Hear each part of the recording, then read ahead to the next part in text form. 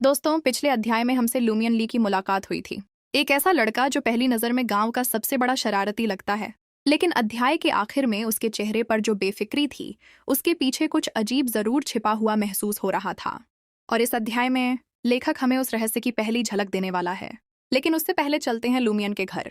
Tavern में अपनी मुफ्त वाली एब्सिंथ खत्म करने के बाद लूमियन उन तीनों रहस्यमय बाहरी लोगों को अलविदा कहता है और कॉर्डू गांव के किनारे स्थित अपने घर की तरफ लौट जाता है। यह एक 2 मंजिला पत्थर का घर है जिसके सामने एक छोटा सा बगीचा भी है। यहीं वह अपनी बड़ी बहन और ओरली के साथ रहता है। और जैसे ही हम घर के अंदर जाते हैं, एक बात तुरंत समझ में आ जाती है। ये कोई आम गांव का घर नहीं है। चारों तरफ किताबें बिखरी हुई हैं, अखबारों के ढेर पड़े हैं, अधूरी पांडुलिपियां और नोट्स हर जगह दिखाई देते हैं। मतलब अगर कोई गांव वाला पहली बार इस घर में घुस जाए तो शायद उसे लगे कि वह किसी लेखक के घर नहीं बल्कि किसी जादूगर की लाइब्रेरी में आ गया है। और सच कहूं, गांव वाले लगभग यही सोचते भी हैं। अब हमारी मुलाकात होती है ऑरोरली से, और पहली बात जो ध्यान खींचती है वह है उसका पहनावा। जहां गांव की ज्यादातर महिलाएं पारंपरिक कपड़े पहनती हैं, वहीं ऑनरोर बड़े शहर ट्रियर के फैशन वाले ब्लाउज और ट्राउजर पहनती है। वह आत्मनिर्भर है, मशहूर लेखिका है, और उसकी किताबों की कमाई ही दोनों भाई बहन का पूरा खर्च चलाती है। लेकिन उसकी सबसे दिलचस्प बात शायद उसका और लूमियन का रिश्ता है। एक तरफ वह उसकी बहुत चिंता करती है और दूसरी तरफ हर कुछ मिनट में उसे डांटने का मौका भी नहीं छोड़ती। जैसे ही लूमियन घर पहुंचता है, ऑनरोर तुरंत उसकी शराब पीने की आदत और नई शरारतों की खबर ले लेती है। और लूमियन भी पीछे हटने वालों में से नहीं है। वह उसकी किताबों की डेडलाइन और काम के तनाव को लेकर मजाक उड़ाने लगता है। दोनों की बातचीत सुनकर ऐसा लगता है जैसे वे लड़ नहीं रहे, बल्कि यही उनका प्यार जताने का तरीका हो। इसी बातचीत के दौरान लेखक एक बहुत बड़ा खुलासा करता है। ऑनरोर और लूमियन असली भाई बहन नहीं हैं। 5 साल पहले ऑनरोर को लूमियन सड़क पर मिला था, भूखा, कमजोर और लगभग मौत के करीब। अगर ऑनरोर उसे उस समय न बचाती तो शायद उसकी कहानी वहीं खत्म हो जाती। बाद में उसने कानूनी तौर पर उसे अपना उपनाम ली दे दिया, और तभी से दोनों एक परिवार की तरह साथ रह रहे हैं। लेकिन दोस्तों, कॉर्डू गांव के लोग ऑनरोर को लेकर एक और कहानी भी सुनाते हैं। एक ऐसी कहानी जिस पर वे खुलकर बात नहीं करते, बल्कि धीरे धीरे फुसफुसाकर कहते हैं। उनके अनुसार ऑनरोर एक विच है, यानी एक जादूगरनी। अब कारण सुनकर आपको हंसी भी आ सकती है। वह अकेली रहती है, अजीब किताबें पढ़ती है, दवाइयों की जानकारी रखती है, और सबसे बड़ी बात, वह इटर्नल ब्लेसिंग सन चर्च में नियमित रूप से नहीं जाती। बस गांव वालों के लिए इतना ही काफी है। और सच कहूं तो एलओटीएम की दुनिया में जब कोई किरदार बार बार विच कहलाने लगे तो अक्सर मामला सिर्फ अफवाहों तक सीमित नहीं रहता। इसी दौरान ऑनरोर एक और दिलचस्प बात बताती है। ट्रियर में इन दिनों एक नई वैज्ञानिक थ्योरी काफी लोकप्रिय हो रही है।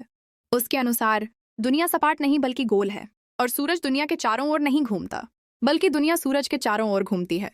आज यह बात हमें सामान्य लगती है, लेकिन कॉर्डू जैसे धार्मिक गांव में अगर आप ये बात बोल दें तो लोग शायद आपको विधर्मी घोषित कर दें। इससे अंदाजा लगाया जा सकता है कि गांव और बड़े शहरों की सोच में कितना अंतर है।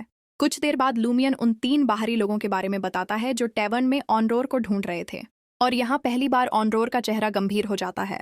जो महिला अभी तक मजाक कर रही थी, वह अचानक सोच में पड़ जाती है, क्योंकि उसे तुरंत समझ आ जाता है कि ये लोग साधारण पाठक नहीं हैं। अगर सरकार की तरफ से कोई आता तो उसका तरीका अलग होता। अगर चर्च की तरफ से कोई जांच होती तो उनके कपड़े और व्यवहार अलग होते। लेकिन ये तीनों कुछ और ही लग रहे थे। ऑनरोर का अनुमान है कि वे शायद स्वतंत्र जांच करता हैं, या फिर इनाम के शिकारी, या शायद ऐसे लोग जो किसी रहस्यमयी चीज की तलाश में कॉर्डू तक पहुंचे हैं। और संभव है कि वे स्थानीय जानकारी हासिल करने के लिए उससे संपर्क करना चाहते हों, क्योंकि पूरे गांव में शायद वही एक ऐसी इंसान है जो बाहरी दुनिया को समझती है। लेकिन दोस्तों, अध्याय का सबसे महत्वपूर्ण हिस्सा अभी शुरू भी नहीं हुआ है। रात हो जाती है। लूमियन अपने कमरे में जाकर सो जाता है। पूरा दिन वह हमेशा की तरह बेफिक्र दिख रहा था, मजाक कर रहा था, हंस रहा था, शराब पी रहा था, मानो उसे किसी बात की चिंता ही ना हो। लेकिन जैसे ही उसकी आंख लगती है, सब कुछ बदल जाता है। अचानक वह खुद को एक अजीब दुनिया में खड़ा पाता है। चारों तरफ धूसर रंग का अंतहीन कोहरा फैला हुआ है, इतना घना कि दूर तक कुछ साफ दिखाई ही नहीं देता। लेकिन उस कोहरे के बीच एक विशाल और डरावना पर्वत दिखाई देता है। और ये कोई साधारण पर्वत नहीं है। उसकी आकृति टेढ़ी मेढ़ी और अस्वाभाविक है। उस पर ऐसी अजीब संरचनाएं बनी हुई हैं जिन्हें देखकर लगता है कि उनका अस्तित्व ही प्रकृति के नियमों के खिलाफ है। जितना ज्यादा आप उसे देखते हैं, उतना ही बेचैन महसूस करने लगते हैं, मानो आपका दिमाग आपको बता रहा हो कि यहाँ कुछ बहुत गलत है, बहुत ज्यादा गलत। और यही हमें पहली बार एहसास होता है कि लूमियन ली उतना साधारण नहीं है जितना वह दिखाई देता है, क्योंकि यह कोई सामान्य सपना नहीं लगता। यह एक बार बार आने वाला दुःस्वप्न है। और एलओटीएम की दुनिया में बार बार आने वाले रहस्यमयी सपने अक्सर सिर्फ सपने नहीं होते। तो आखिर उस धूसर कोहरे के पीछे क्या छिपा है? वह डरावना पर्वत क्या है? और लूमियन का उससे क्या संबंध है?